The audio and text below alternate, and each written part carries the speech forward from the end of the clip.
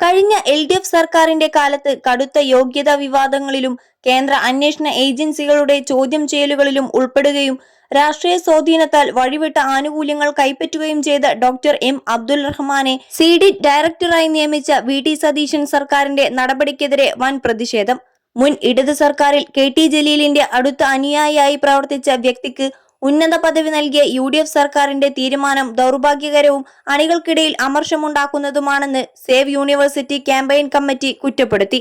വിവിധ സർക്കാർ വകുപ്പുകളുടെ നിർണായകമായ IT പ്രൊജക്ടുകളും സുപ്രധാന വിവരങ്ങളും കൈകാര്യം ചെയ്യുന്ന പ്രമുഖ സ്ഥാപനമായ CDITന്റെ ഡയറക്ടറായാണ് അബ്ദുൽ റഹ്മാനെ നിയമിച്ചിരിക്കുന്നത്.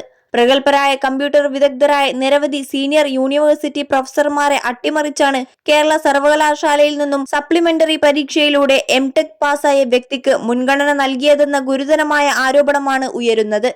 കഴിഞ്ഞ 10 വർഷത്തെ LDF ഭരണകാലത്ത് CPM സംസ്ഥാന നേതൃത്വവുമായും മുൻ മന്ത്രി KT ജലീലുമായും അടുത്ത ബന്ധം പുലർത്തിയിരുന്ന വ്യക്തിയാണ് ഡോക്ടർ അബ്ദുൽ റഹ്മാൻ.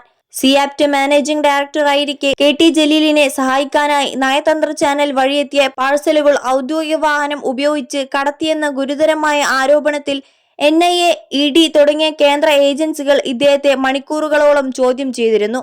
മുസ്ലിം ലീഗിനെയും പ്രത്യേകിച്ച് ഇപ്പോഴത്തെ IT വകുപ്പ് മന്ത്രി PK കുഞ്ഞാലിക്കുട്ടിയെയും നിരന്തരം രാഷ്ട്രീയമായി വേട്ടയാടുകയും പരിഹസിക്കുകയും ചെയ്ത KT ജലീലിന്റെ ഏറെ വിശ്വസ്തനായി പ്രവർത്തിച്ച ഒരാൾ UDF സർക്കാരിൽ താക്കോൽ സ്ഥാനം നൽകിയത് ജനാധിപത്യ മുന്നണിയെ പിന്തുണയ്ക്കുന്ന പ്രവർത്തകരെയും അണികളെയും കടുത്ത നിരാശയിൽ ആഴ്ത്തിയിട്ടുണ്ട്.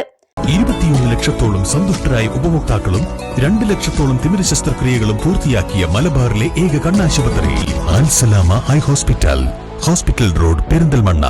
ഈ വികാരമാണ് സേവ് യൂണിവേഴ്സിറ്റി ക്യാമ്പയിനും പങ്കുവെക്കുന്നത്.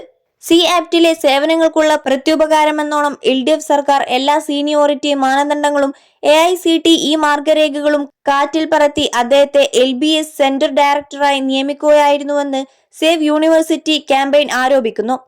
ഈ വഴിവിട്ട നിയമനത്തിനെതിരെ വ്യാപക ആക്ഷേപങ്ങൾ ഉയർന്നതിനെ തുടർന്ന് VT സതീശൻ സർക്കാർ ഇദ്ദേഹത്തെ LBS ഡയറക്ടർ സ്ഥാനത്തു നിന്നും നീക്കം ചെയ്തിട്ട് ഏതാനും ദിവസങ്ങൾ മാത്രമേ ആകുന്നുള്ളൂ.